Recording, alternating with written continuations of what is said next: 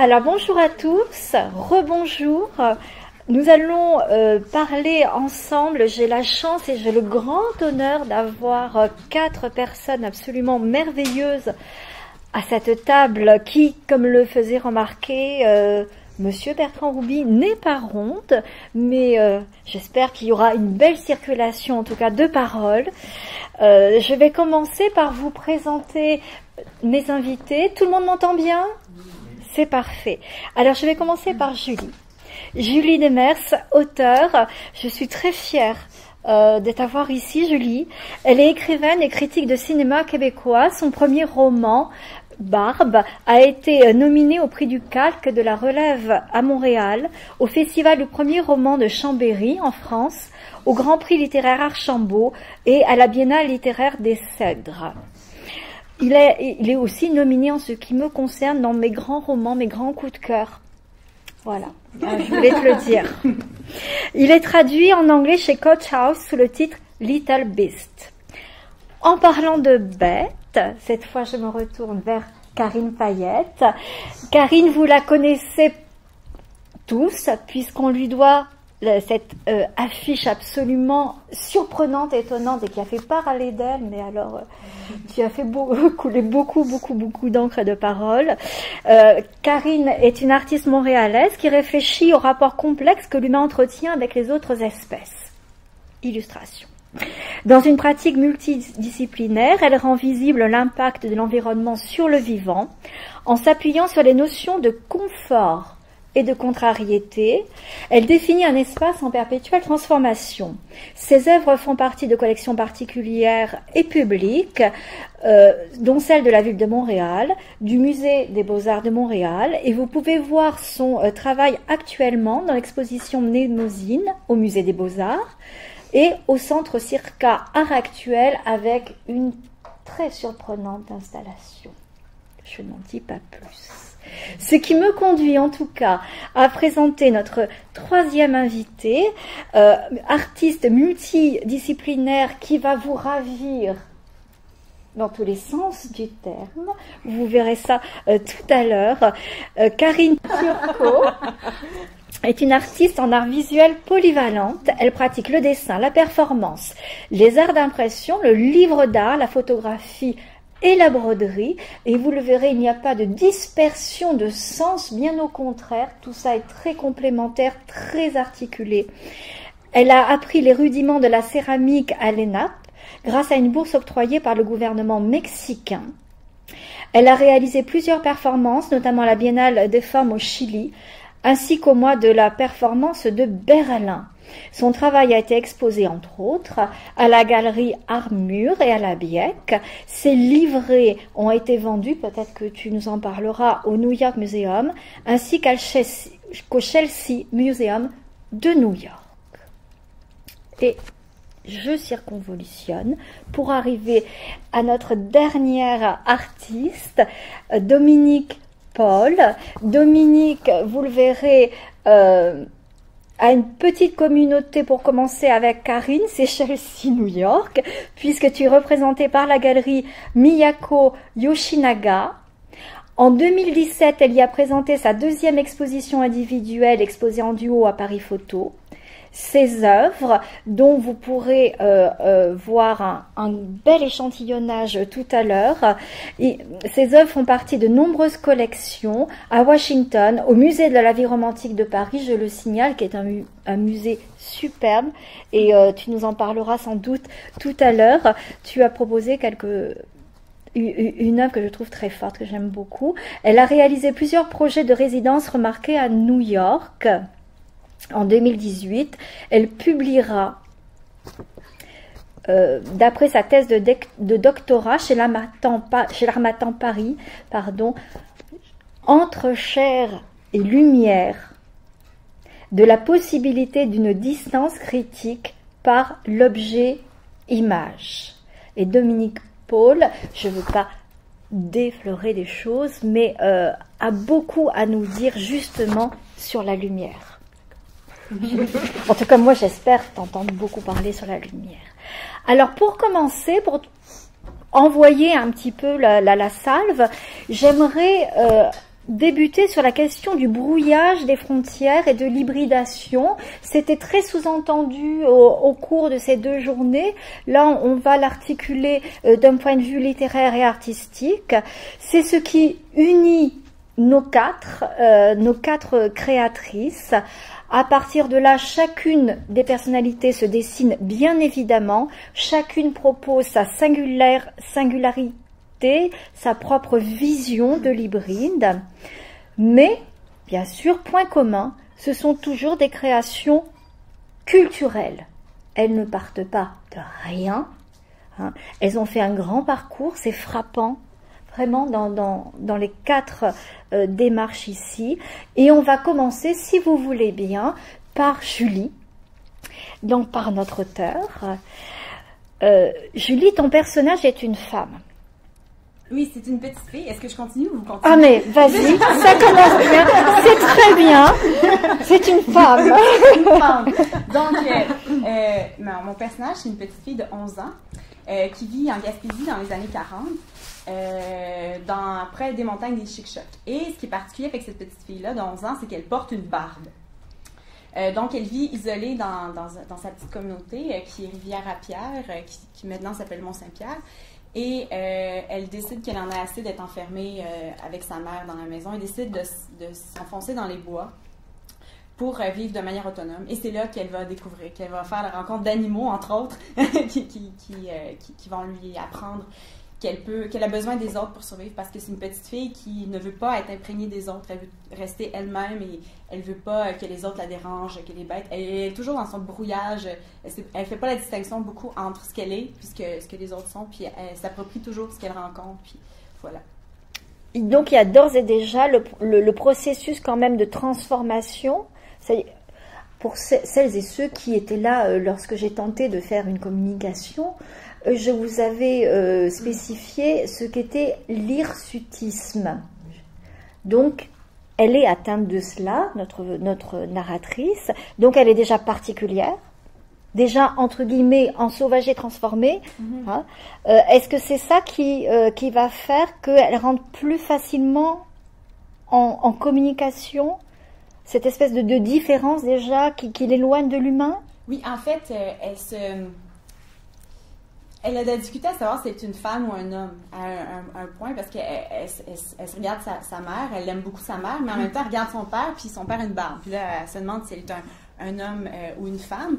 Puis les hommes dans son village partent dans le bois, donc elle décide de partir dans le bois aussi parce qu'elle se sent un peu mal.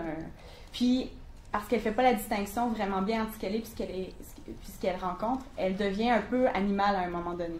Elle va faire la rencontre d'un coq. Là, il va y avoir un extrait que je vais vous présenter. Là, je suis en train de préparer l'extrait. Très bien.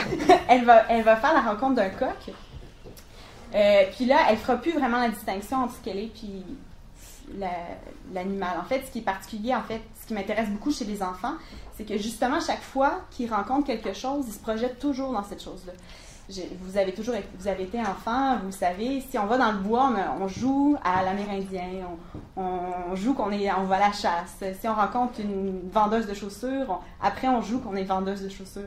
Donc les enfants, ce qui est intéressant, c'est qu'ils font pas vraiment la différence entre eux et les autres, puis ils sont très empathiques et ils pensent, je pense que les enfants en général sont un peu animistes, c'est-à-dire qu'ils pensent qu'il y a une espèce de force vitale qui traverse tous les êtres en fait. Que tous les êtres, la pierre, l'arbre, l'animal, a une personnalité, un sentiment, des sentiments, voilà, une volonté. Et c'est pour ça que les enfants, je trouve que c'est plus intéressant de travailler sur l'animal dans ce sens-là, parce qu'il n'y a pas de frontières, en fait.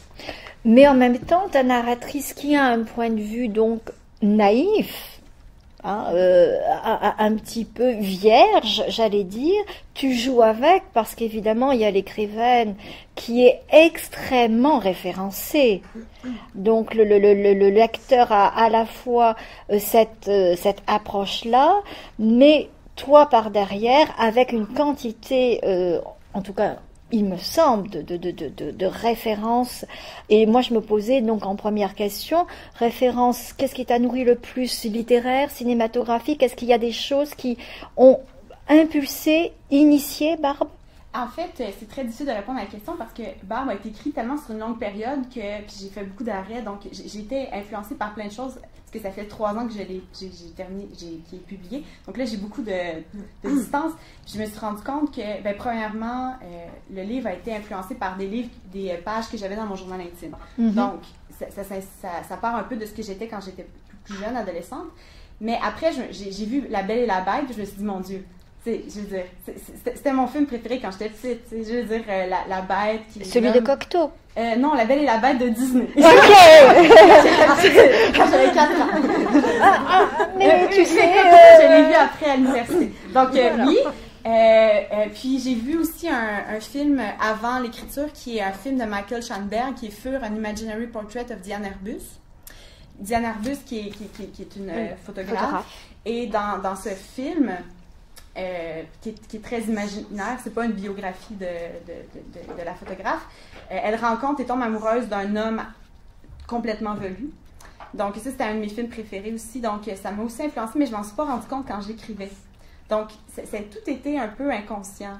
Puis j'aimais aussi beaucoup Elephant Man de David Lynch, donc la question du monstrueux. Puis il y a plein d'autres livres aussi, Truisme de, je vais sûrement le dire pas comme il faut, Marie Dariussec. C'est très bien. J'ai de la difficulté à le dire. C'est ça, il y a eu beaucoup d'influence, mais j'ai pas voulu écrire. Je me suis pas dit, j'ai vu un film, puis après je vais en faire un. Non, mais on sent qu'il y a un sous-texte. Oui, c'est ça. On sent que c'est nourri. Tout à fait, tout à fait. On est dans du culturel par une voie. Je dis bien faussement naïve, avec une série de références religieuses ou autres, hein, d'ailleurs, parce qu'il y a beaucoup à s'amuser. Toi, Dominique, pour rebondir sur ce culturel, tu as un point de vue donc, qui n'est pas du tout naïf, qui est, je trouve, très mature, très, très mûri, très articulé. On sent la digestion de grandes références par derrière. Est-ce qu'on voit d'abord, on en parle après? Comment tu peux faire? Moi, je pourrais dire une phrase, tout simplement. Mais moi, ce qui m'a accroché, c'est l'idée de transformation, métamorphose. Alors, on est dans une phase, premièrement, en tant qu'artiste, nous vivons en société, n'est-ce pas? Et tout le monde on est dans le même bain. Donc, on est dans un bain présentement où on nous dit qu'on est dans la 6e période d'inspection des espèces. Ça se passe. Et nous sommes, et l'électricité, on en est très dépendant pour toutes nos technologies. Et en même temps, ça alimente l'informatique. Puis l'informatique a permis de décoder le génome. Donc, on est pour la première fois dans l'histoire de l'humanité, on va être capable d'intervenir sur le vivant d'une autre façon que de cuire. Hein, de toutes les façons, pour produire de l'électricité, on brûle du charbon, on cuit la nourriture. Alors, on a tout fait nos transformations par la fusion jusqu'à présent. Puis là, on rentre dans un autre domaine, il y a une autre porte de Pandore qui s'ouvre. Alors, je dirais, oui, c'est ce que je dirais. Mais il y avait le mot transformation. Puis je pense que, puis aussi la fin des catégories, ça c'est heureux. Très séparés, masculin et féminin. Alors ça, c'est dans mon travail aussi. Toutes les catégories, nature, culture. Il n'y a pas de frontières. On est dans un spectre et ça reflète beaucoup plus la réalité. On a tous du masculin et du féminin. Alors, je vais vous bombarder parce que je vais prendre 3 minutes. Tout est sur mon site. Avec... c'était ça le diaporama. C'est mon nom. Et ça fait partie de la série Prométhée où je me mets en scène et on est très dépendant de l'électricité. Alors, il y a un rapport aux écrans, l'électricité. Et ici, c'est arrivé par hasard. Elle va me poser des questions, je suis certaine. Non, je fais. Et ensuite, j'ai développé parallèlement une série de collages et la relation à l'insecte. Ici, je me transforme en insecte pour mieux m'adapter au changement climatique. J'ai une vidéo aussi. Et là, je flotte dans le East River. Et ça, c'est la série de collages où je parle plus de la manipulation génétique. Voilà.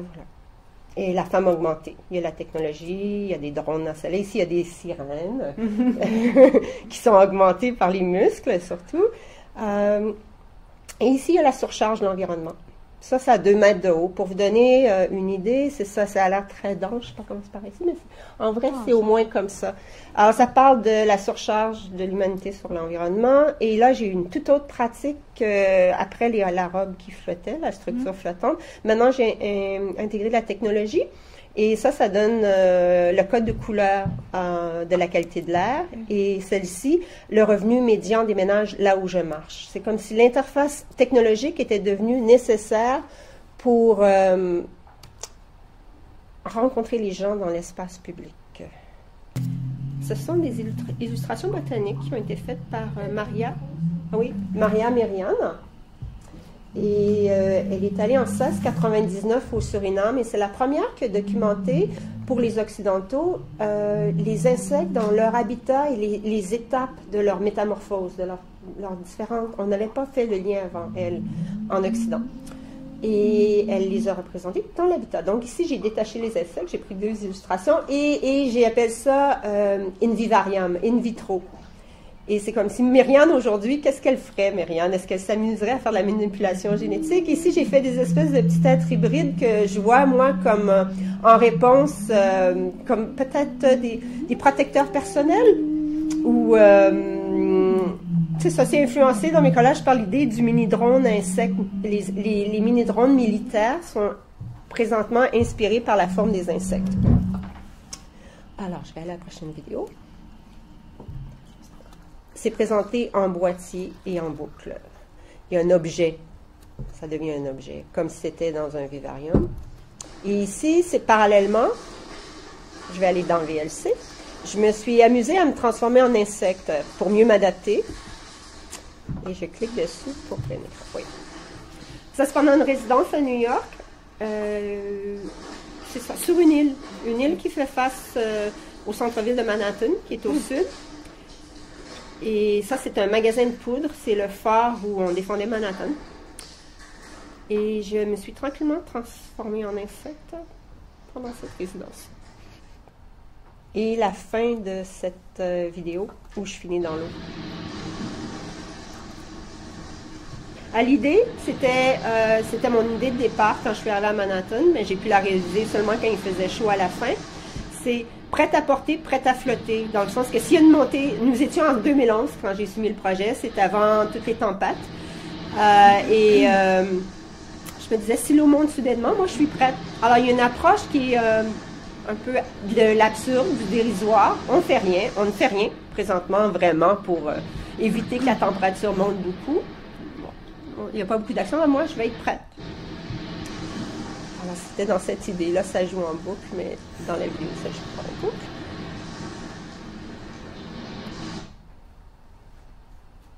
Et peut-être le dernier extrait, ça serait de commencer avec... Alors, la dernière résidence, j'ai eu une surprise. Ici, le son est important, je ne vais pas trop parler, mais je voulais simplement documenter le changement soudain de revenus. Les gens voulaient me parler. Alors, j'ai eu une toute autre pratique qui s'est développée. J'ai dû me munir d'un micro.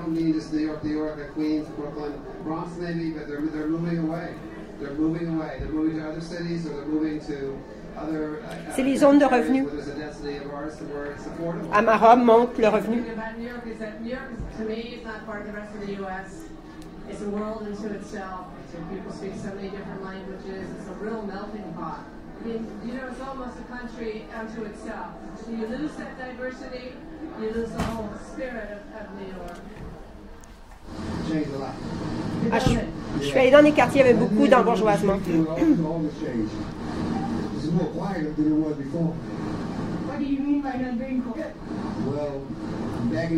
Alors c'est ça, on peut arrêter là. Ben, c'est parfait. Je pense qu'on a comme ça une très bonne approche de ton travail. Je t'en remercie beaucoup.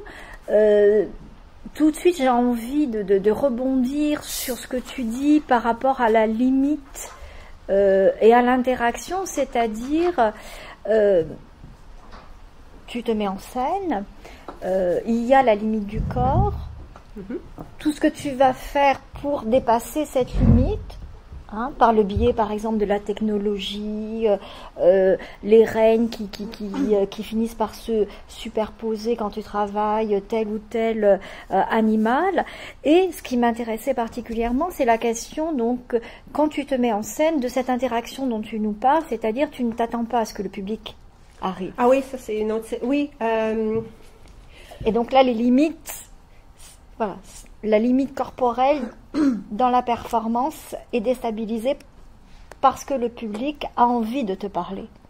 Oui. Alors, mais c'est parce que si je rentre dans cette conversation-là, on s'éloigne de l'animal, ça va? Non, parce que je vais la poser à Karine.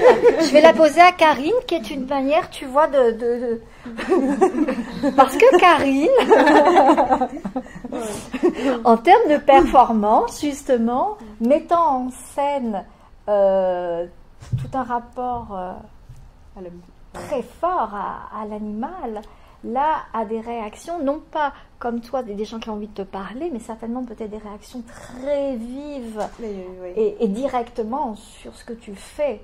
Oui, bien en fait, quand j'ai commencé à faire les performances, parce qu'il faudrait, peut-être faudrait que je vous montre, il a fallu, quand j'ai commencé à compiler ou à mettre sur Facebook les images, il a fallu rapidement en fait que je mentionne qu'il n'y avait pas d'animaux qui avaient été tués lors des performances. Il y avait de la nudité. Oh, ça marche? Oui. Ça, c'en est une. Les images, normalement, elles défilent. Et c'est ça parce que je travaille toujours avec les animaux morts, parce que presque toujours. Puis, comme par exemple, la première performance que j'ai fait à vie, je pense que j'ai des images complet. En fait, c'est qu'on était deux. Puis, on était dos à dos, on avait des oiseaux morts, mais c'est que dans l'intervention, c'est que je prenais l'oiseau et comme ça, j'étais l'oiseau et je faisais ça comme ça ici. Donc, ce qui était fait à l'oiseau m'était fait aussi symboliquement à moi. Et la personne au dos, en fait, la performance, la façon qu'elle était construite, c'est que c'est tiré d'une légende indienne qui dit qu'il y avait deux oiseaux sur une branche. Il y avait un qui était en panique et était incapable de manger et l'autre dévorait la pomme. Puis que donc les deux, on était dos à dos et on représentait cet oiseau-là, en fait. Puis, mais quand les gens... C'était ma première performance, on veut commencer par ça. Mais quand je faisais ça, moi, je voyais le visage, j'étais très stoïque, mais je voyais le visage des gens autour. Et par la suite, la salle était bondée. Et il y a une odeur aussi de mort, qui, moi, je suis rendue quasiment trop habituée à ça, mais une odeur très particulière. Qui se dégageait aussi dans la salle. Et les personnes par la suite étaient sûres, en fait, que les oiseaux étaient vivants, premièrement. Puis moi, j'étais comme, non, il était mort, mais qu'il y avait vraiment une réaction très, très violente et immédiate. Il y a d'autres performances, par exemple, qu'il y a des personnes qui se sont évanouies littéralement. Il y en a une qui s'est à la librairie de Raffin. On m'avait demandé d'être trash, littéralement. C'est comme pas la chose nécessairement à me demander pour dire je suis capable. Puis en fait, c'était celle-ci. Je vais essayer de la trouver rapidement. Oui, c'était celle-ci. En fait, c'est à partir d'un texte de Stig Dagerman qui est absolument magnifique, qui s'appelle « Notre besoin de consolation est impossible à rassasier ». Puis en fait, ce qui arrive, c'est qu'à la fin, parce que c'est un texte qui montre vraiment le déchirement, si tu arrêtes de créer, est-ce que ça vaut encore la peine de vivre? Parce qu'en fait, il se suicide après le texte. Il se suicide par asphyxie. Puis moi, dans le fond, je suis habillée en homme. Je lis le texte, des sections du texte. Pendant ce temps-là, en fait, je suis grimpée sur une table, assise sur une table. J'arrive avec un gros sac dans lequel il y a un magnifique Red Eyes, la chair est couleur peau, l'œil est rouge. Mais en fait, je sors le serpent du sac, je l'insère dans ma poche de pantalon, je la ressors par la braguette, ce qui devient, parce qu'en fait, je travaille beaucoup avec le serpent, mais le serpent prend un sens différent dans toutes les performances. C'est pas une fois qu'il reprend le même sens. Plus je parle, en fait, plus je me masturbe. Je masturbe le serpent, en fait, mais bien sûr qu'il ne lève pas. Donc, c'est toute l'idée du pouvoir de création, puis finalement, je le couper et finalement, à la fin, le serpent vient dans ma bouche. Il m'asphyxie, mais il devient comme, dans le fond, l'impossibilité de s'exprimer. Mais là, il y a une femme qui s'est évanouie aussi à l'avant. En plus, parce qu'il y avait des enfants présents dans la pièce. Moi, je disais, il n'est pas question que je performe devant les enfants. J'ai une enfant moi-même. Je dis, elle connaît mon travail. Je n'accepterai pas qu'elle voit littéralement quelqu'un qui se tranche ce qui est en fait le pénis. Il n'y en a juste pas question. Parce qu'il disait, non, mais moi aussi, je suis capable d'être trash. Je dis, t'as pas compris. Je dis, parce que lui, il lisait des poèmes par rapport, des textes par rapport au sida. J'ai dit, l'image que moi, je vais sortir, oublie ça, l'enfant de 2 ans, 3 ans, 4 ans, il va le voir. Je sais pas que là, il était caché derrière les choses qu'ils n'ont pas vues. Par la suite, c'était un peu rigolo parce que il y avait des gens qui étaient un peu empreints de malaise, puis il y avait aussi un petit oiseau, il y avait d'autres choses, mais les enfants sont venus, mais moi, je leur parlais des animaux, et eux n'ont pas de gêne du tout. Ma fille, elle voyait les animaux morts, lesquels je travaillais, les crânes, mais les enfants, il n'y a absolument aucune gêne ou de malaise là-dessus. Parce que de la façon aussi que je vais approcher l'animal, c'est pas juste la mort, le côté laid, celle-là est particulière, là, je dis, mais pas. Les performances ou les œuvres que je fais, c'est pas nécessairement juste le très trash lourd. Généralement, j'ai trouvé la beauté, juste sur des diades. Là, c'est parce que le symbole, j'avais besoin pour celle-là de jouer là-dessus. Mais les enfants, c'était assez particulier, réaction, le clash entre les deux. Ce que tu nous montres, Julie, c'est-à-dire ce rapport, quand il y a enfant, on est dans une autre dimension qu'on a oubliée, hein, quelque part, c'est-à-dire que tout notre environnement est poreux, il n'y a pas de tabou, tout advient de manière naturelle et voilà, effectivement, toi tu es obligé de faire un site en disant attention, oui, non, c'est ça. Oui, parce que les réactions au début, parce que là, par la suite, mon travail est un peu plus connu, donc les gens sont habitués à faire Karine Turcot, ok, ça va aller. Mais au début, les gens, les images étaient quand même fortes, tu sais, comme celle-là, c'est dans un lieu public, c'est une performance en fait qui a eu lieu, il y a 3 séquences différentes. Encore avec les serpents, mais c'est dans un lieu public vraiment où ce que toutes les familles passent, c'est sur 3 jours, c'est 2 ou 3 heures par jour.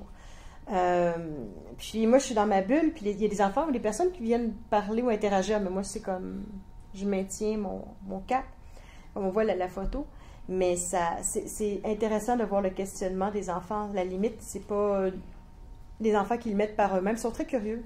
Ma fille, c'était rigolo, parce qu'à la maison, j'avais plein de crânes de vache pour une installation qui s'appelle La vie en rose. Oui. Celle-ci. Il y a 50 crânes de vaches et de chèvres. Puis elle ne comprenait pas, elle avait 6-7 ans, elle ne comprenait pas pourquoi je disais que les gens, le fait qu'elle dise rose, allaient être plus attirés. Parce que c'était ça qui était intéressant, c'est-à-dire de voir le côté très cupcake du silicone, mais que derrière, tu voyais vraiment le crâne qui n'était pas du tout nettoyé. Puis elle ne comprenait pas. Elle dit, mais pourquoi les gens sont plus intéressés? Je dis, tu demanderas à tes amis, parce que là, elle a amené les amis à l'école, puis ça a toujours été ça. Puis il y a plein d'animaux qu'elle leur... C'est son plaisir que je sorte les choses du congélateur, en fait. Je comprends. Puis elle voyait que finalement ses amis disaient non, le rose, c'est attirant, mais les crânes, il y avait un malaise, mais elle-même, elle comprenait pas. Mais toi, Karine, tu joues beaucoup plus sur le côté, finalement... j'allais dire plus lisse, si je peux me permettre. Tu n'utilises aucun animal mort. Souvent, de ce que j'ai vu, hein. De ce que j'ai vu. C'est souvent de la fourrure recyclée ou des animaux déjà naturalisés ou je les fabrique de A à Z. C'est vraiment. Et il y a un côté ludique qui est quand même présent, qui fait que... Moi, c'est la momification. Il n'y a pas de taxidermie. Voilà. C'est direct. Ou l'animal, vraiment, je pourrais pas... C'est ça, c'est un questionnement.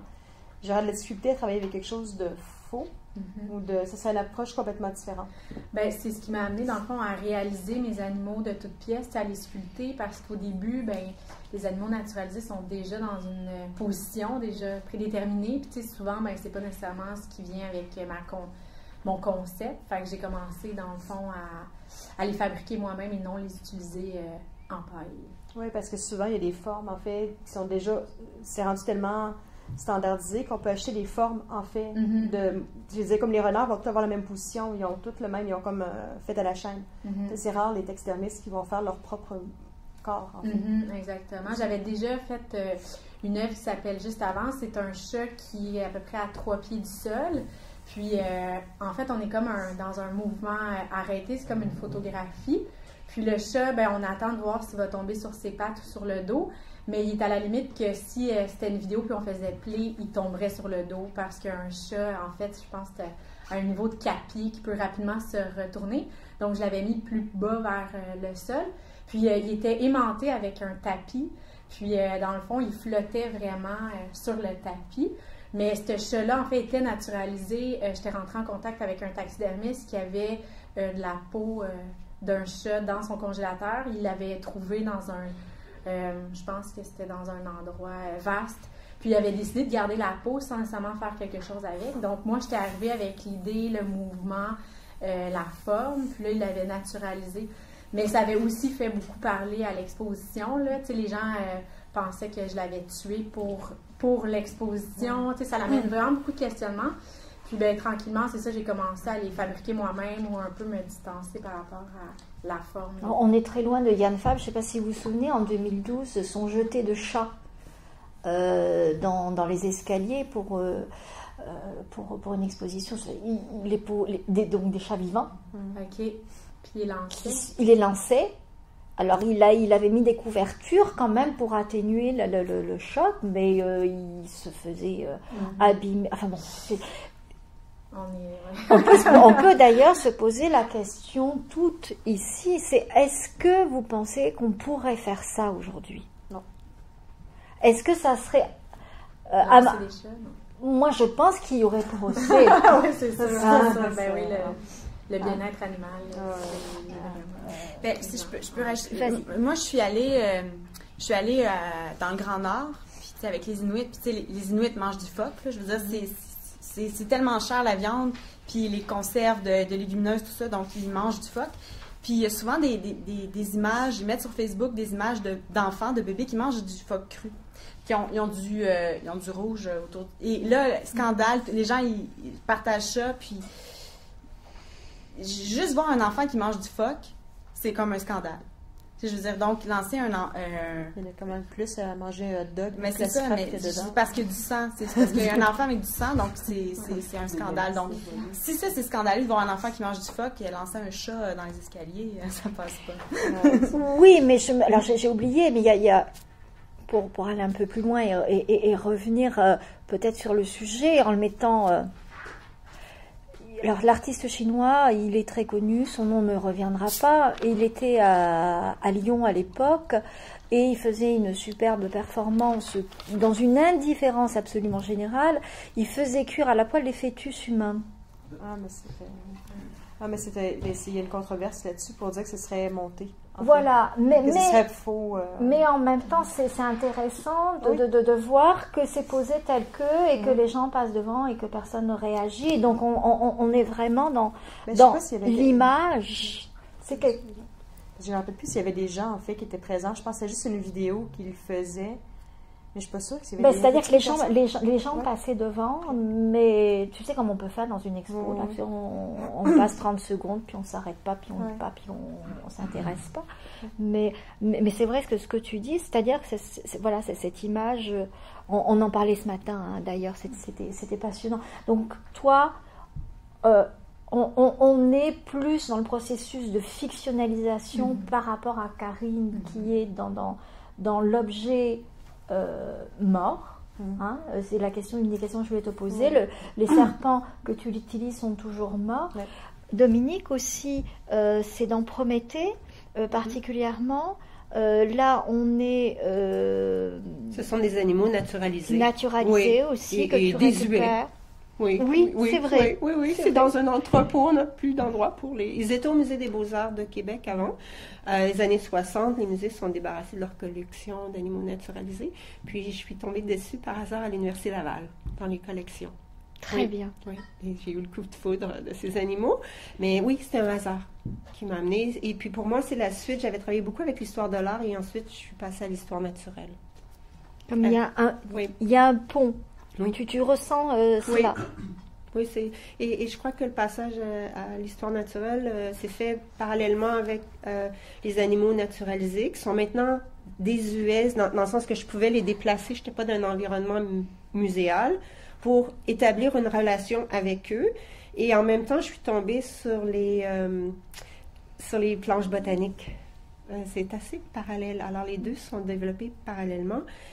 Mais ce que je trouvais les animaux intéressants parce que ça fait un continuum. Je ne sais pas si vous êtes familier avec Donna Haraway, je sais que c'était dans l'appel qu'elle parle de continuum. Alors je le vois comme ça, l'appel entre l'animal, l'humain et la machine. Il n'y a pas de distinction. Alors c'est un peu ce que je présente en général dans mon travail. Oui, je travaille ça. Et toi, Karine, en parlant d'histoire naturelle, je vous invite tous, si vous ne l'avez pas déjà fait, à aller chez Circa et à découvrir j'aimerais que tu Oui, nous oui. présentes, en parlant d'histoire naturelle, un nouveau spécimen, Oui, un étrange spécimen. une race inconnue.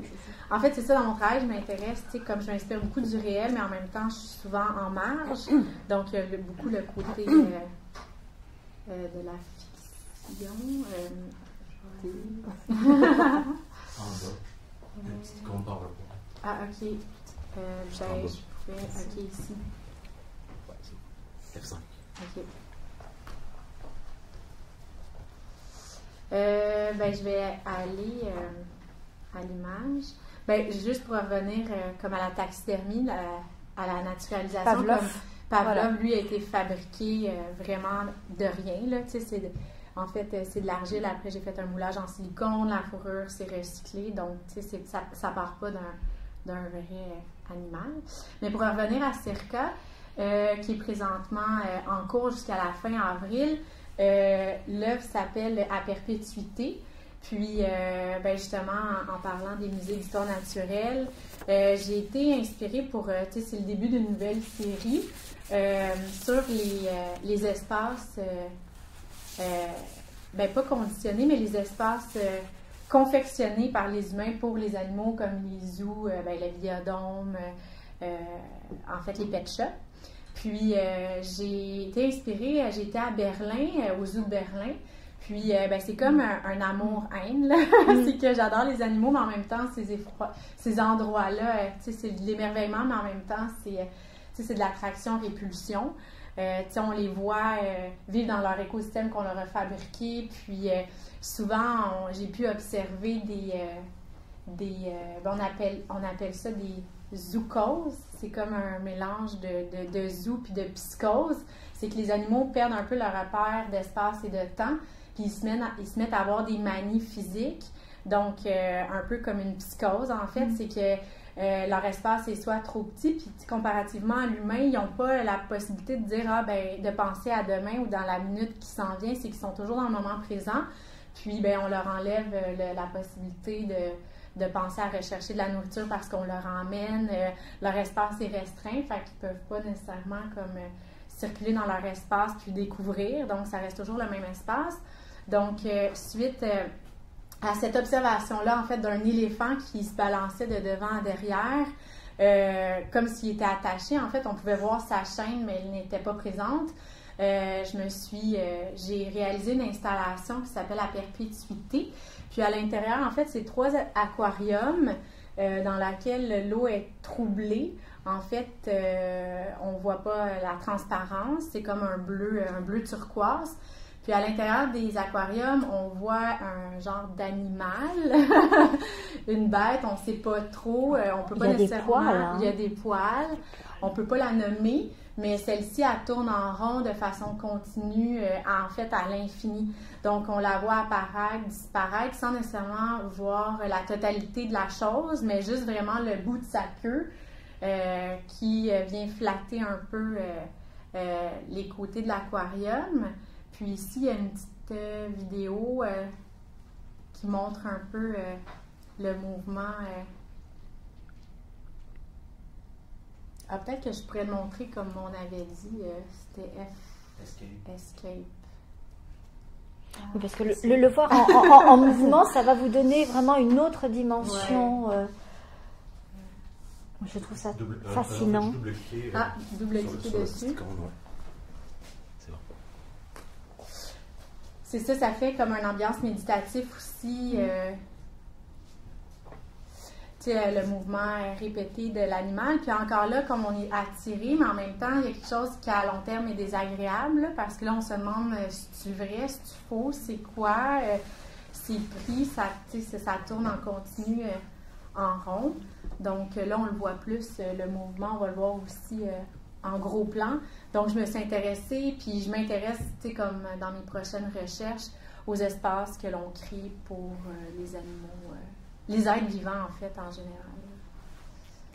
Est-ce que je peux prendre le relais? Mais vas-y, justement. D'accord, parce que lors de ma résidence à New York, je faisais face aux édifices du centre-ville qui est situé au bas. Il y avait l'eau qui nous séparait. Je voyais tous les édifices. Et puis, les plus récents, ils sont des cages de verre. Et tout d'un coup, j'ai eu l'idée de l'aquarium. Je suis allée à l'aquarium, je suis allée au zoo. Et puis, j'ai pas pris cette piste-là. J'ai pris une autre piste, mais il y avait cette idée qu'on enferme les animaux dans des aquariums et dans des espèces de présentoirs qui sont très beaux au zoo de Bronx. Mais les êtres humains rentrent dans un aquarium tous les jours, qui sont ces tours de verre, qui sont dans des environnements contrôlés, parce que je faisais face à toutes les tours et en architecture, les vieilles tours, on pouvait ouvrir les fenêtres. Et plus on avance dans le temps, il y a encore l'embrasure d'une fenêtre, mais à un moment donné, on ne peut plus les ouvrir. Puis maintenant, il n'y a plus de définition. C'est comme s'il n'y a plus d'individualité d'une certaine façon. D'une certaine façon, c'est comme ça que je l'ai perçu. Alors, je ne sais pas pourquoi, mais là, j'ai pensé à Kafka, La Métamorphose. Et puis, parce que le type, il travaillait dans un bureau où c'était un... Oui, voilà. C'est le lien. C'est comme ça que l'idée de Kafka m'est venue. Et puis que je me suis transformée en insecte. Mais aussi, je ne sais pas pourquoi j'achetais des contenants d'œufs, c'est vertical. J'ai commencé par faire des tours avec, les mettre vis-à-vis les tours. J'avais travaillé avec la bouteille de plastique avant, mais c'était comme mon propos parce qu'elle se transforme par la lumière. Il y a un regard esthétique, mais aussi il y a un point de vue environnemental. C'est facile de trouver des bouteilles, il y en a trop. Voilà. Mais il y a cette idée que... Et ensuite, moi, je me suis fait... ça, je ne l'ai pas montré, mais j'ai fait des habits où je me recouvrais complètement d'une coquille, un bodysuit, comme si j'étais dans une tour. Je m'étais fait une tour personnelle. Et puis, c'était un peu un choc parce qu'en tant qu'artiste, les studios là-bas, c'est ouvert de 9h à 6h. Alors, et puis, pas le week-end. Alors, tu prends le métro le matin avec les gens qui vont travailler dans le secteur, dans ces tours. Alors, j'avais ce rythme-là. Alors, je l'ai comme simulé. Et toi, puisqu'on est sur Kafka, on a fait pas mal de références. J'ai noté que tu avais des titres aussi qui étaient toujours très, très, très, très ciblés, très référencés. Est-ce que ça participe est-ce que c'est le titre qui fait partir l'œuvre? Est-ce que... En partie, c'est-à-dire j'ai toujours une idée très définie de ce que je vais faire, mais mes actions sont toujours définies en 3 points. Je sais toujours qu'est-ce que je fais très bien. Je fais beaucoup de recherches. Un peu, je suis maniaque des livres, j'adore tout ce qui est référence. On parle de tout ce qui est histoire naturelle. Vraiment, je suis une boulimique. Là. Je veux dire, si je parle dans un sujet... Parce que tes animaux sont souvent en rapport avec le sacré. Oui, bien péché en fait, originel. Oui, parce que je ne peux pas jouer avec la mort ou avec des animaux comme je le fais, sans savoir ce que je fais. On sent que... Parce que le dérape peut se faire rapidement, le côté gore que j'aborde, le côté sorcellerie, on oublie ça. Je veux dire, c'est pas ça. Tu encadres avec le titre. Oui. Un peu. Oui, c'est ce qu'on ressent. Important. Oui, pour moi. Et en même temps, tu me déplaces le regard. Bien, c'est-à-dire que toutes les notions de perception, alors on est tellement tributaire de ça, on n'a pas le choix. Mais je veux dire, des lanceurs peuvent aller dans une direction, puis comme je disais tout à l'heure, par rapport aux performances, si j'utilise un serpent dans 6 performances différentes, le sens change. Il y a une image que j'aime bien utiliser là-dessus, qui peut paraître très anodin. C'est une histoire par rapport à un Japonais qui était mandaté par l'empereur de quitter le pays. Il était condamné. Un maître de thé l'avait invité à prendre le thé. Tout est dépouillé, tout est vraiment défini dans le rituel du thé. Il avait supposément mis une calligraphie particulière, en fait, que l'empereur lui avait donnée. Et juste pour ça, il y a eu la mise à mort, à cause du choix de calligraphie qu'il avait mis.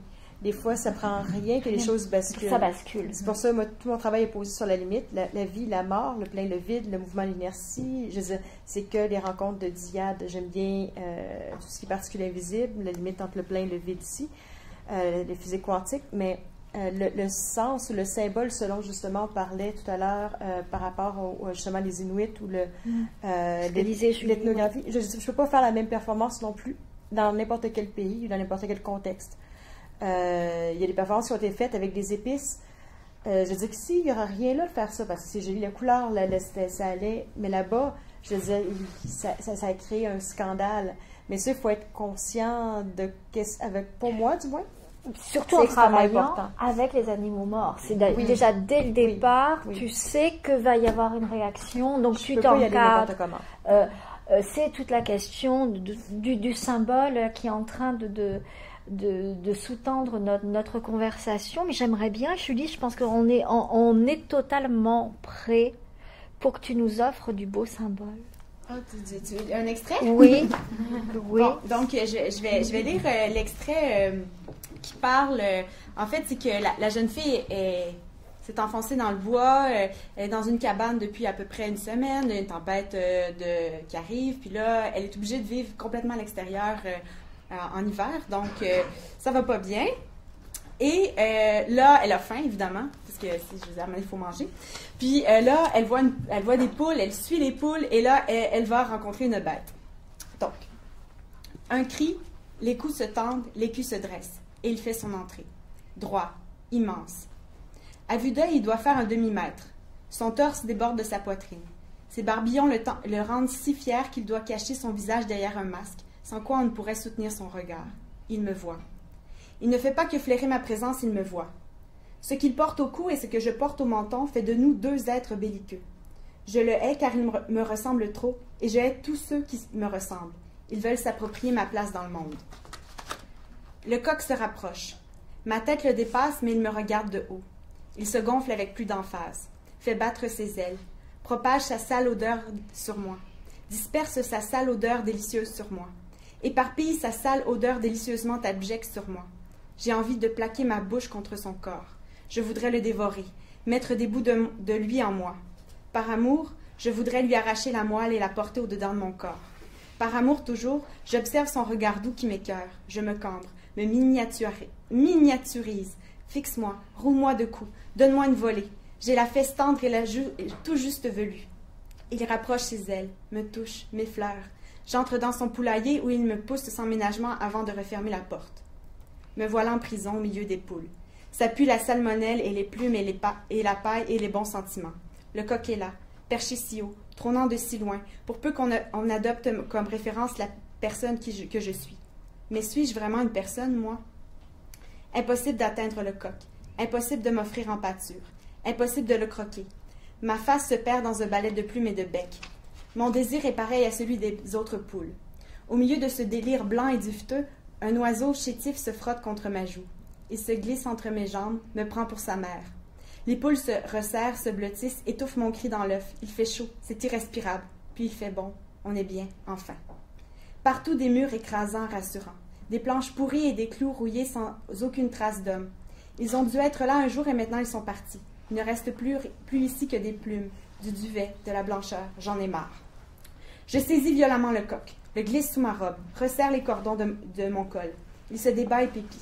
D'ordinaire si autoritaire, il ressemble désormais à de la ouate. Il a beau lacérer ma peau, la faire flamber, en déchirer les tissus, il se bat comme un enfant. J'ai peine à croire qu'on puisse lui attribuer le lever du jour. Dès qu'il bouge un peu, son squelette frappe mes côtes. Son petit cœur tambourine comme c'est pas possible. Ça doit être ça, l'amour. Oui, ça doit être ça, aimer. Je dois expérimenter l'amour. Aimer un coq, c'est aimer une bête. Donc s'ouvrir à la rage, donc éviter la sainte paix. Aimer un coq, c'est aimer sans douceur, donc s'ouvrir à l'outrage, donc oser se faire violence. Par intermittence, des cris s'évadent de ma robe, et aux yeux des poules, alors j'acquiers l'allure d'un grand chef. Les poules se tiennent près de moi, disposées à répondre à mes ordres. Avec une voix grave, je leur enjoins de m'honorer, de se montrer belle et docile. Certaines s'adossent à mes mollets, d'autres gloussent des mots grivois. Non, non, vous ne m'aurez pas par le bas de la ceinture, je ne céderai pas à vos avances. Cette nuit, j'aurai un coq pour me réchauffer. C'est un gars, il a chaud. Je serre fort les rubans de ma robe pour l'empêcher de sortir. Son bec s'enfonce dans mon sternum. Mes mamelles saignent. Je me sens alors devenir femelle, une vraie femelle. Soudain, je veux allaiter, m'adonner aux tâches domestiques. Je pense à fonder une famille. Voilà. Merci beaucoup.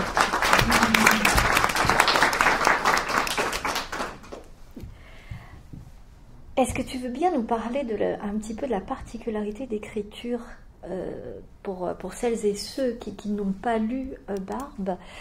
Là, ils t'ont entendu, mais ils n'ont pas accès à cette écriture singulière que tu as, notamment dans la ponctuation. Oui, donc le livre est écrit en fait sans aucune majuscule. En fait, c'est parti du journal intime que j'écrivais quand j'étais jeune et j'écrivais sans majuscule. Donc, j'ai comme continué à écrire sans majuscule, donc juste des minuscules. Puis là, je me suis demandé, mon Dieu, est-ce que ça sert est-ce que ça sert le roman? Est-ce que je fais ça un peu par paresse? Puis, je me suis rendu compte que ça créait un espèce de rythme, parce que c'est comme s'il n'y avait pas de points. Il y a toujours des points et des virgules, mais comme il n'y a pas de majuscules, c'est comme si tout se lisait de manière plus fluide. Ça crée aussi une impression de naïveté, c'est-à-dire que on dirait que c'est moins écrit, c'est moins littéral. Il y a aussi des gens qui m'ont dit ça, je m'en étais pas rendu compte en lisant, c'est que quand on lit puis on voit de pas majuscules, ça montre qu'il y a une norme, puis il y a des gens qui n'étaient pas capables de le lire justement parce qu'il n'y avait pas de majuscules. Donc, une petite norme ridicule qui ne change pas grand-chose dans la vie peut déranger. Puis c'est un peu la même chose avec la petite fille qui porte une barbe. Elle porte une barbe, c'est pas si, je veux dire, c'est pas si dramatique que ça. Mais moi, je trouve que c'est un des grands tabous, là. Une femme avec du poil. Je veux dire, on a juste à voir les photos de filles avec des aisselles poilues, puis c'est un scandale. Ou des photos de femmes avec des jambes pas rasées, c'est un scandale.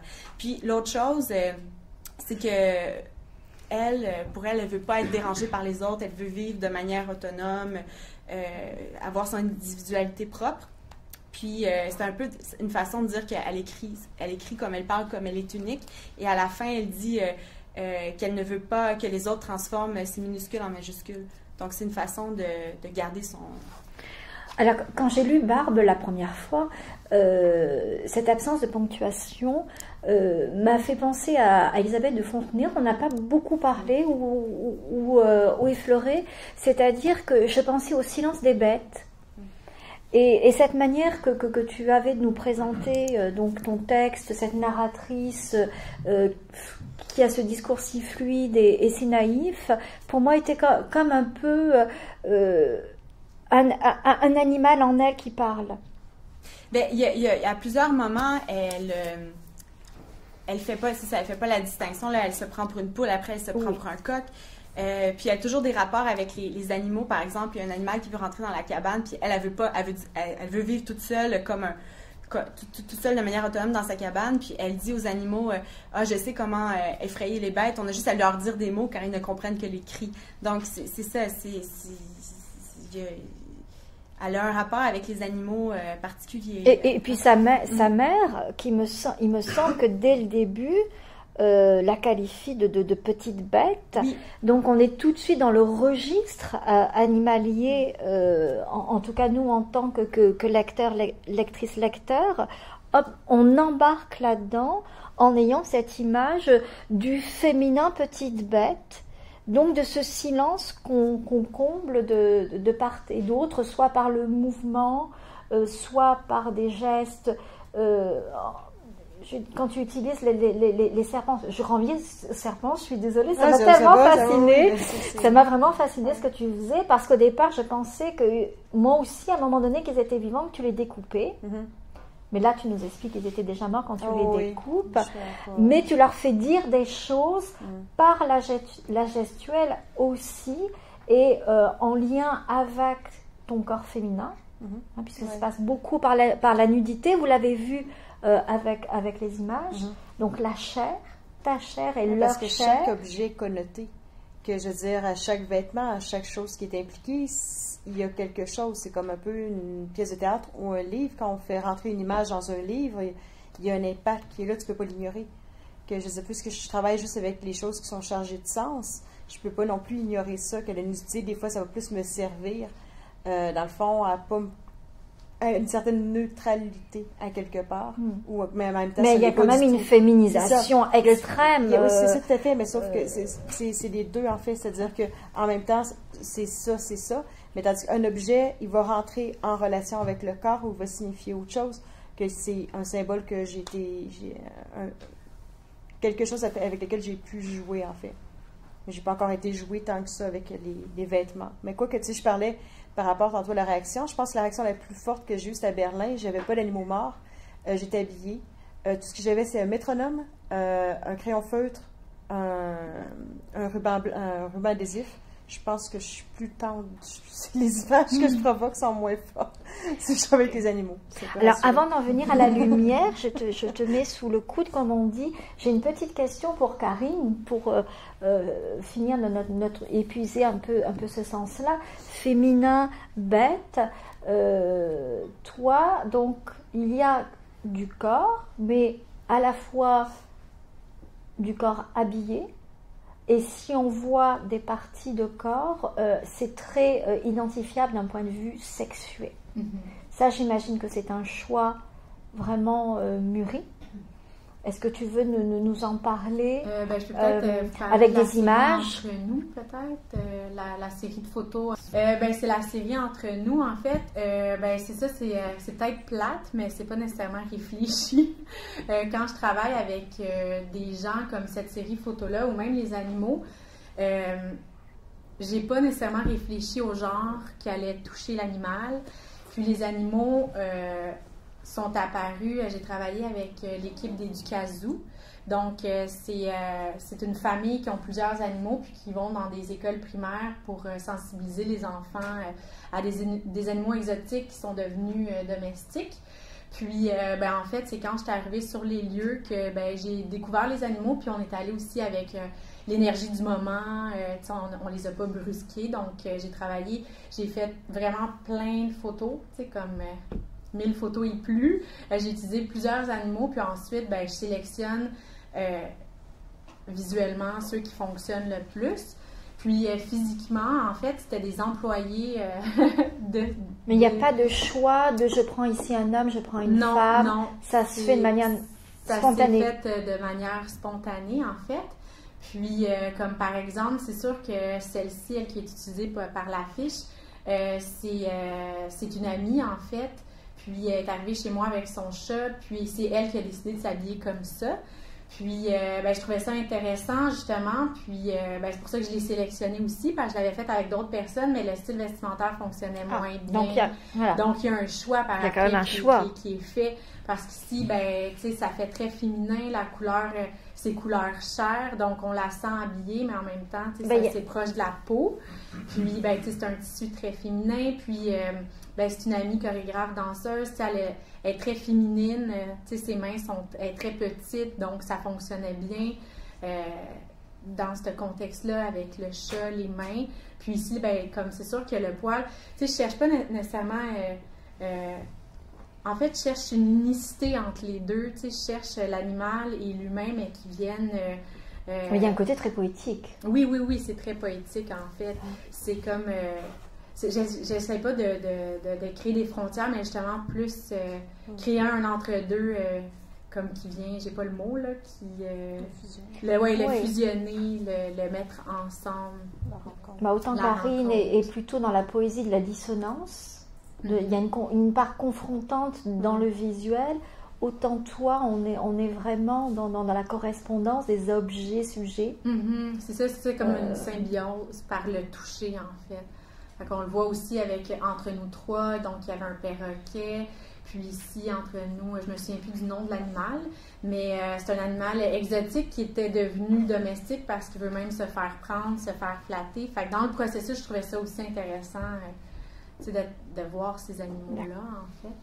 Donc, voilà. Ici, c'est une... Vu que je travaille avec plusieurs médiums, donc celle-ci, c'est une sculpture hyper réaliste. Donc, c'est un bras en silicone, puis qui vient toucher un poisson, mais c'est ça, ici, j'ai fabriqué le poisson, donc pour moi, c'est important qu'il n'y ait pas nécessairement qu'on puisse nommer truite, tacheté ou quoi que ce soit. J'aime ça travailler aussi en marge du réel. Mais le bras, on sait à qui il appartient. Ah ouais? Qui? Je veux dire, à quel genre? On peut dire homme ou femme quand on voit l'humain. Est-ce que vous pouvez me le dire? Écoute, alors là, moi, de ce que je vois, j'ai l'impression que c'est un homme. Évidemment, tu me fais mettre une tension si tu me dis que c'est une femme. En fait, c'est mon bras. Oui, mais le travail... Mais tout à fait, c'est sûr que c'est joué avec... oui, c'est ça. J'aime beaucoup l'ambiguïté.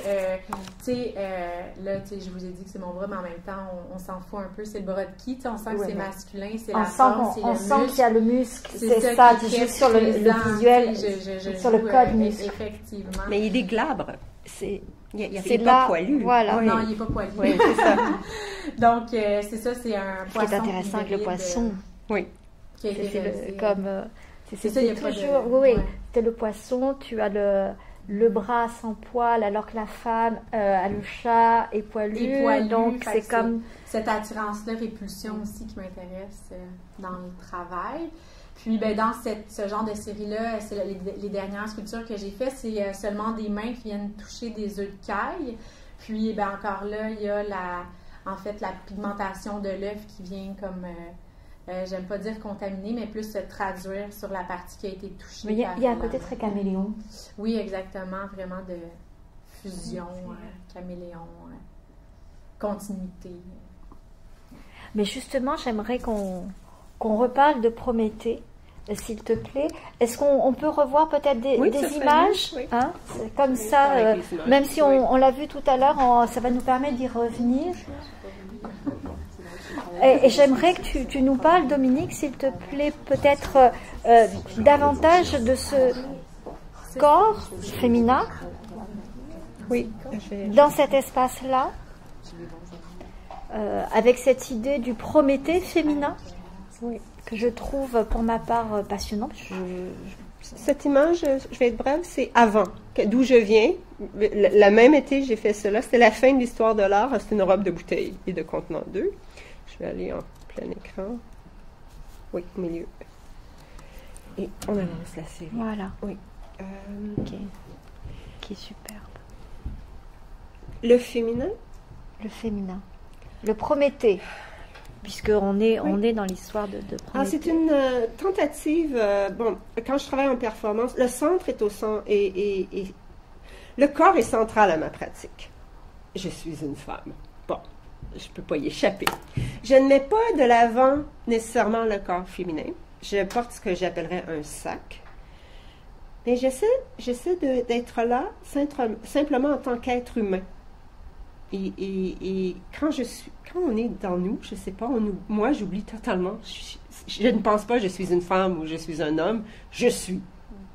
N'est-ce pas? Tu le ressens pareil? Oui. Je suis là. C'est ça, on peut pas, comme tu disais tout à l'heure, c'est très juste, on peut pas faire autrement que le corps qu'on a. Mais vous n'incarnez pas toutes les deux le féminin. Il n'est pas pensé quand vous performez. Il est là d'une façon. Il est là. Il est juste là. On peut pas faire autrement. Voilà. Il est parce que je suis une petite blonde aux yeux bleus avec des formes. Oui. Mais voilà. Donc tu es un sac. sac. Oui, je mets un sac et je mets quelque chose de dérisoire qui sont des bouteilles de plastique. Alors, j'utilise la longue exposition, comme ça devient fantomatique, sauf cette image-là, la bouteille. Ici, le bras est transparent. Mais ce que j'essaie de dire, c'est que j'ai cette coiffe au ralenti, elle me dissocie de mon corps d'une certaine façon. C'est un peu, l'accessoire provoque une relation. Alors, il y a cette coiffe qui symbolise pour moi la technologie, moi qui tente d'être en relation avec l'animal sur le lieu. Et ici, il y a l'homme. C'est un squelette d'homme qui était là. Excusez-moi, ça déroule tout ça. Dans un placard, et ça explique l'espèce de l'être humain. Alors, j'ai orienté, nous regardons l'homme, comme si c'était une espèce éteinte, un peu. Et Prométhée t'est venu naturellement par le biais du feu? Oui, parce que je crois que Prométhée aujourd'hui, c'est la nouvelle électricité. C'est le nouveau feu. Ou si on avait une figure... oui, si on avait une figure mythologique, aujourd'hui, nous sommes dépendants de l'électricité pour l'accès aux technologies et nous vivons certaines frictions adaptatives par rapport au corps. Et c'est ce qu'en art visuel, il faut utiliser des objets, des stratégies. Alors, ça peut être des choses qu'on ressent, mais comment le mettre dans l'espace. Alors, finalement, quand je porte des lumières, je me rends visible. Et je rends visible ce qui est autour de moi. Alors, c'est comme une stratégie pour ne pas disparaître devant les écrans. Ici, ce sont des écrans. C'est l'anneau du stade de basketball à New York que j'ai, par la prise de vue, que je prends en verticale. On arrête cela comment? C'est une forme de mimétisme avec les insectes qui vont mimer aussi. Oui. On est comme des lucioles ou des insectes qui sont attirés par les lumières des écrans. Il y a cette relation-là aux insectes, mais je pense que le féminin, c'est d'essayer dans ce cadre-là, en mettant... Karine a la nudité. C'est une façon d'aborder. Et ma façon, c'est de tenter, je suis comme un corps augmenté par la coiffe, et sans dire je suis androgyne, mais de dire je suis, et Et pourquoi pas, je pourrais être l'universel, moi aussi. Parce que c'est ça la difficulté. Tout à fait. Parce que tout de suite, si tu es une femme, on te met dans cette catégorie. Alors que si c'est un artiste masculin, ben là, tu t'adresses à tout le monde. Alors moi, j'essaie de m'adresser à tout le monde. Voilà. Ah, c'est pour ça que je ne me suis pas mis nue. Jusqu'à un certain point. Oui. Là où on te voit à 4 pattes, on subodore que tu es nue, mais on n'en est pas sûr non plus. Non, avec la j'ai coiffe. la même. Tu as la, voilà. Ouais, je porte ce que je porte. Voilà. Mais l'exposition est longue, mais c'est plutôt dans ce cas-là de me mettre dans la même position que les animaux. Mais c'est très difficile aussi parce qu'il y a toute la photographie de mode qui est très libre aujourd'hui. Et de faire une image qui ne reprend pas une pose déjà faite, c'est très difficile. Il y a beaucoup de lignes, de fines lignes. Et puis, c'est pour ça que lorsque j'associe des corps à la nature dans les collages, ben là, je m'en donne un cœur joie avec le corps musclé remodelé d'aujourd'hui, qui est plus le corps masculin qui est devenu objectifié, parce que c'est pas mon corps d'une certaine façon. Alors, ça me donne la liberté de travailler, mais ça peut être des corps de femmes hyper musclés aussi, mais c'est comme en réaction au trop lisse de la représentation du corps féminin dans le magazine de mode, si vous voulez, il n'y a rien. Il n'y a plus rien. Alors, je suis allée à l'autre extrême, qui est la représentation du corps masculin, qui n'est pas lisse du tout, mais qui est lisse d'une autre façon, qui est uniformisée, mais qui sont des cultures de chair. Moi, je les vois comme ça. On en revient à nos hybrides, hein, là, ça fait retour, mais le féminin, bon, vous avez été méchante un petit peu tout avec moi. Je pensais que voilà, je me suis dit, elles vont avoir des positions très féministes, peut-être. Ah, mais c'est pas la question que vous avez posée. Non, je sais, mais j'ai trouvé ça intéressant. Je pensais que, voilà, peut-être, Karine, tu utilisais plus le corps en tant qu'affirmation de ton identité, mais je suis très contente que tu me déstabilises par tes réponses, Karine aussi. Je vais peut-être me tourner vers celle qui pourrait me sauver. Allô? Chère Julie, veux-tu bien me sauver, s'il te plaît? En fait, c'est ça. Moi, je suis vraiment entre l'homme et la femme dans mon personnage. Mais là, je vous écoutais tous parler, puis je me disais, il y a tellement de gens qui m'ont dit qu'ils ne s'identifiaient pas au personnage de Barbe, puis des femmes. Puis tu sais, c'est vraiment beaucoup de questions féministes là-dedans, les normes féministes. Elle n'arrête pas de parler de ce que sa mère lui dit de faire, de ne pas faire, etc. Puis elle, ça la dérange beaucoup. Mais puis il y a des gens qui... C'est parce qu'elle dit, moi, j'ai pas une barbe. Tu sais, comme si une femme qui avait... On peut pas s'identifier à une femme à barbe parce que nous, on n'a pas de barbe. Pourtant, quand on lit des livres, je veux dire, on peut lire un roman sur une femme libraire, puis on n'est pas libraire. Sur un homme. Ou un homme, mais c'est comme si la femme qui lisait le roman ne pouvait pas s'identifier parce qu'elle ne porte pas de barbe. Je pense que c'est la question du stéréotype qui est vraiment... dans un monde, si tu permets, juste cette parenthèse, une période très intéressante que nous vivons, qui vit le retour de la barbe.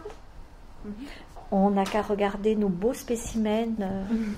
Dans la salle, et la barbe signifiante, puisqu'il y a des codes extrêmement précis, des appartenances.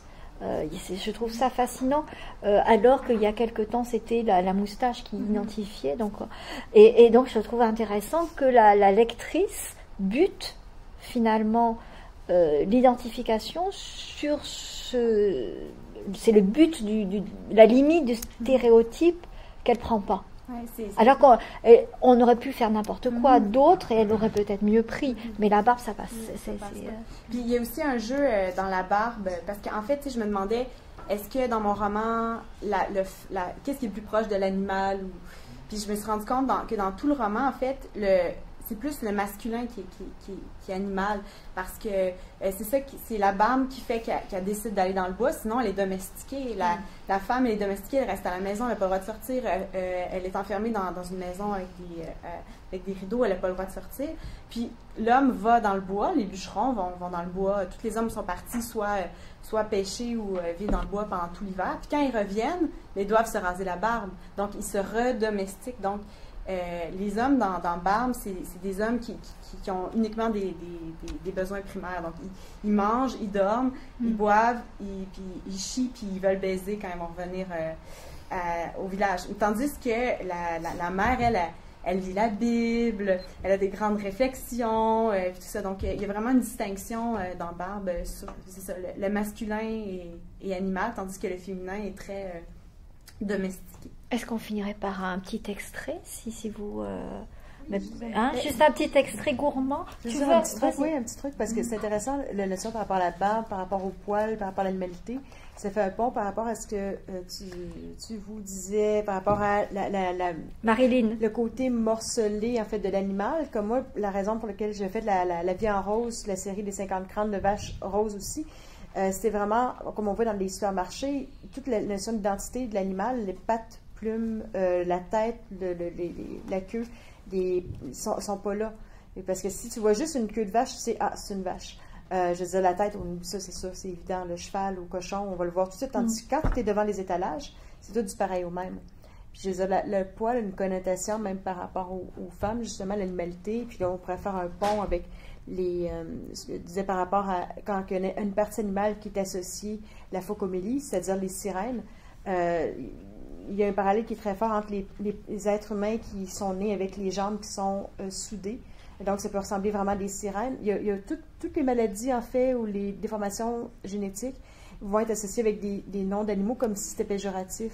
Puis, alors que, bizarrement, l'être humain va chercher à acquérir le pouvoir des requins parce qu'ils sont aérodynamiques, les araignées avec les toiles d'araignée. On a un rapport assez particulier avec l'animal, de le rejeter, mais en même temps de l'envier pour avoir son pouvoir ou ses qualités qui sont exceptionnelles. Je pense que toute l'ambiguïté, tu vas certainement nous trouver un extrait. C'est ça, je sais plus trop qu'est-ce que je veux. Parce que là j'avais un extrait très drôle, mais là, vu qu'on parle vas-y. En fait, c'est pas vraiment. C'est plus ce côté un peu enfantin, peut-être. Mon J'aime Dieu. bien au début avec le lièvre. Ah oui, d'accord, je l'ai ici. J'avais tous mes extraits des animaux. OK, donc. Elle est dans la cabane. La cabane est encore. C'est au début, elle est encore dans sa cabane. Puis là, elle parle de son rapport avec les animaux. Dans les environs, aucune fumée ne s'élève des branches. Nulle part il n'y a d'odeur humaine, sale et infecte odeur. Quelques bêtes seulement connaissent le chemin pour se rendre ici. Elles s'appellent loup, cougar, polatouche, orignaux, cerf. Quand nous nous apercevons, nous regardons comme on regarde un étranger, dans un mélange de respect et de crainte. Parfois, la ruse l'emporte et nous restons dissimulés. Nous nous connaissons par traces, nous. Je prends le corps de lièvre et le presse contre ma poitrine. Je prends ma poitrine et la presse contre son corps. Il a passé la nuit près du feu et désormais, quoiqu'ailleurs, il donne l'impression d'être ici. Je le berce et l'entends ronronner. Il creuse dans mon cou un délicat sillon. Lièvre me regarde par de toutes petites billes insérées dans l'orbite. Et en dépit de sa mort, nous nous aimons aujourd'hui d'un amour irrépressible. Parfois, je l'amène dans la cuve. L'eau, la chaleur et nos corps l'un contre l'autre nous font oublier que nous ne sommes pas de la même espèce. À quoi ça sert d'ailleurs une espèce? Voilà. Merci beaucoup. Merci à vous toutes. Merci.